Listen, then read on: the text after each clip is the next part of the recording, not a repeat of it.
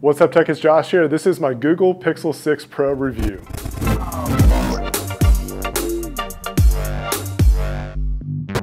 The Google Pixel 6 Pro definitely gives me the vibe of a modern design with some throwback. And when I say throwback, I mean the Nexus 6P.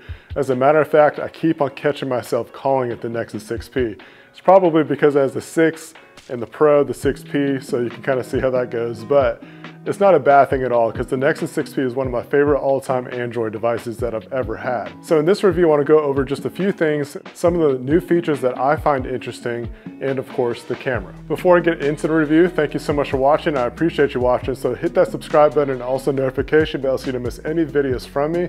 I plan to make more content about the Google Pixel 6 Pro. I about said Nexus 6P already. I also want to let you know about MusicBed. That's where I get all my music from. A link down below will be in the video description, along with anything else that I refer to. All that kind of information is always down in the video description. Before I forget, I also made a video with a short unboxing of the 6P. I keep on wanting to call it Nexus 6P. This is ridiculous. I gotta get it out of my head. Anyways, a short video unboxing this phone right here. I was gonna start getting into the specs, but that's such a long list. I'll leave that link to the Google store where you can check out all that kind of stuff. I just wanna go over what's interesting to me. Maybe it might be interesting to you too. First of all, the Google Tensor. This is the new processor that Google is making in-house. This is a big deal and I like this move. Not to do a whole Apple versus Android thing, but one of the key points of success that Apple has had is making a lot of their own parts.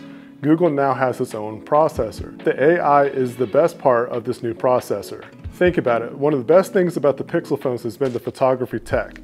The AI and the processing the camera has had in the last few years has been top-notch. Night sight, portrait mode, and Google Lens are just a few examples of how the Pixel AI is fantastic and other companies have tried to imitate the features.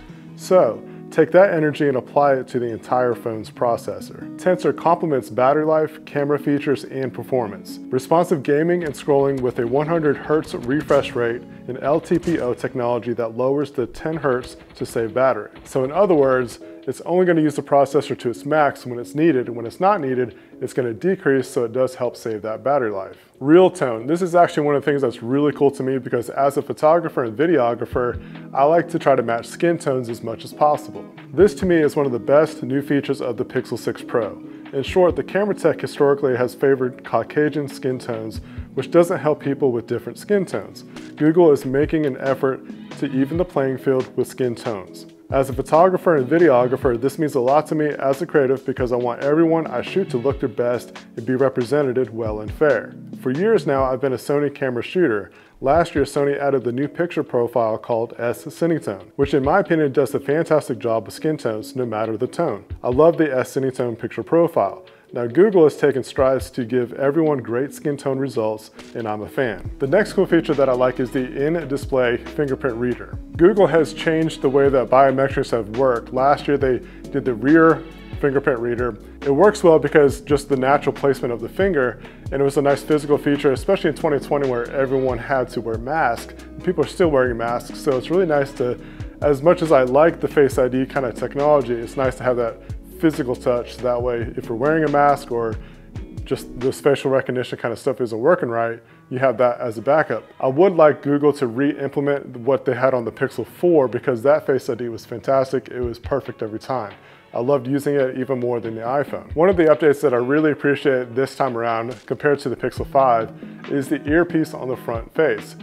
It's on the front now, it's not embedded into the glass or anything like that. The Pixel 5, they tried to do this new feature to where you basically had the sound come through the glass. I wasn't a fan of the call quality and I ended up not using the phone as much because of just that one thing. So they fixed that this time around. They have an actual speaker. You can't really see it that well, which is great. It minimizes the bezel, all that kind of fun stuff, but it sounds good, which is mostly important because a phone still has to be a phone, right? I was going to do a test call, but no one's answering the phone, so the speaker sounds good though. Pixel Pass is a new thing that they've added this year, and basically you get a bunch of things all together. You get the latest phone with the preferred care, extra storage, plus ad-free videos, music, and games. And it's all for one price. Moving on to the camera, and as a photographer and videographer, this is one of my favorite things to talk about, and with all the new real tone kind of features, I really wanted to test this thing out. So I set up a photo shoot with some friends to get some results, and I'm gonna post up the non-edited versions. And basically the setup that I had for this was, you know, just some average shots. So front facing, looking off to the side. But with the camera, what I did with just the normal camera and then also the portrait is that I would just do the auto, you know, point and shoot.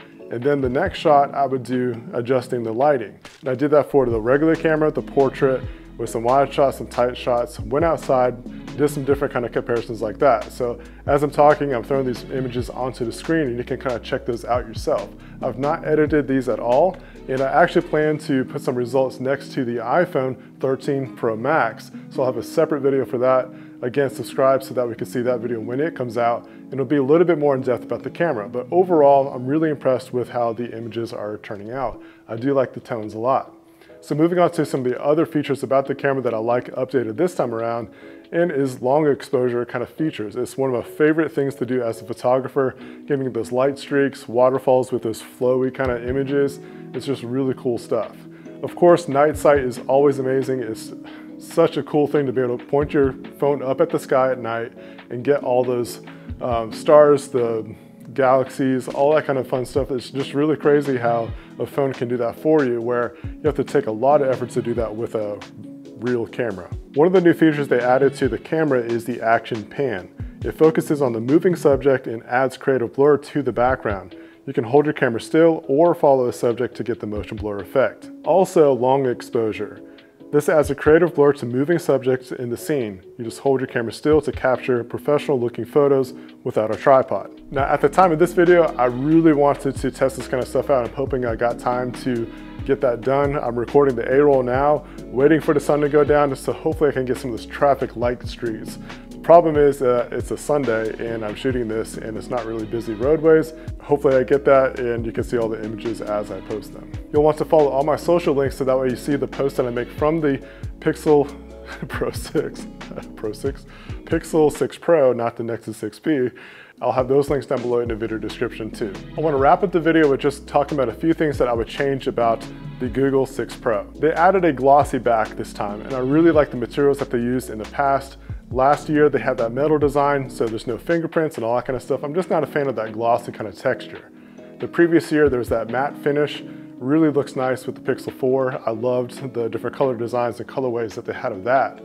Also, just in the past, like different kind of materials that you can use from the different phones that we've had throughout the years, I just don't like that glossy kind of effect. So I would like them to add that kind of feature back, maybe in the next generation. I like the matte looks.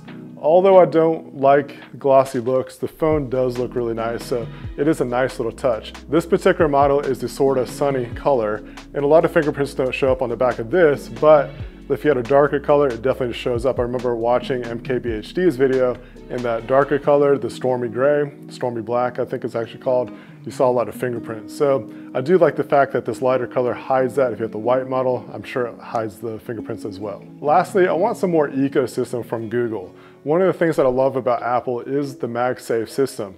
There's a lot of accessories that I've just been tied into, and I find myself hard to pull away from not using the iPhone. So MagSafe, AirTags, you know, all the different accessories that you can get with the Apple ecosystem really does dig you deep into that ecosystem, so it's hard to pull out of that.